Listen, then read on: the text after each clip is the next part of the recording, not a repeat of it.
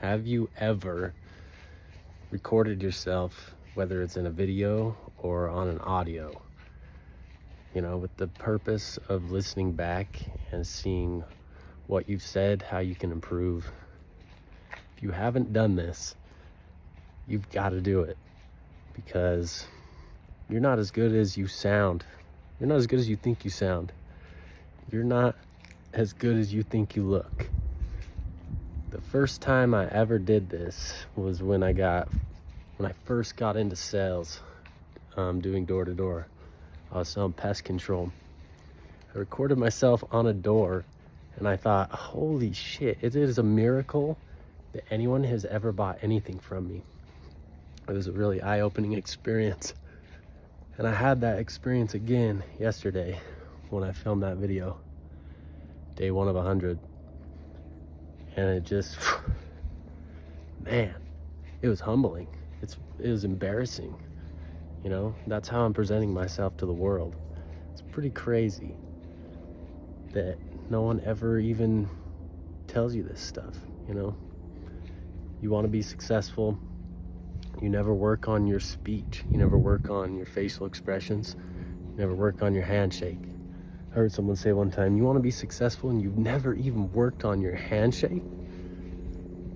No, I haven't. So, do I really want to be successful? Do I really want to change people's lives, including my own? That's the question. But I read a quote today that said, I bought a book of 500 Stoic quotes, and it said, the impediment to action advances action. What stands in the way becomes the way.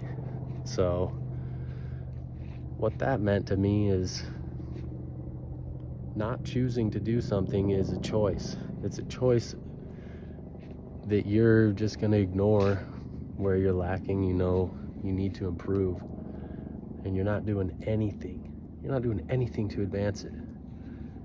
What stands in the way becomes the way.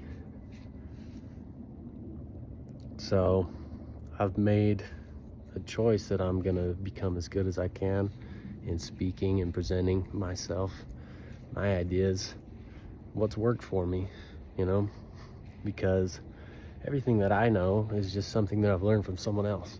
They took it upon themselves to make that idea clearer, make that feeling clearer that they had. So who am I to decide that, I'm unworthy of possibly helping one person's life, And this whole thing of posting a video for 100 days straight, I have no real goal of getting a certain amount of followers, getting a certain amount of views, It's just more about me sticking to my word without failing in any aspect. There's only one aspect of measurement here, and it's, can I post a video every day for 100 days?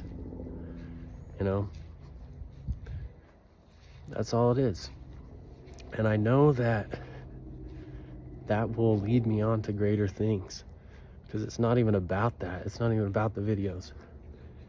It's about just sticking to it. It's about the discipline that comes with achieving it. So here I am on day 2, just in my own head. What stands in the way becomes the way. It's pretty bizarre. It's a pretty bizarre feeling. It's like going to the gym, You want to look a certain way, you want to feel a certain way.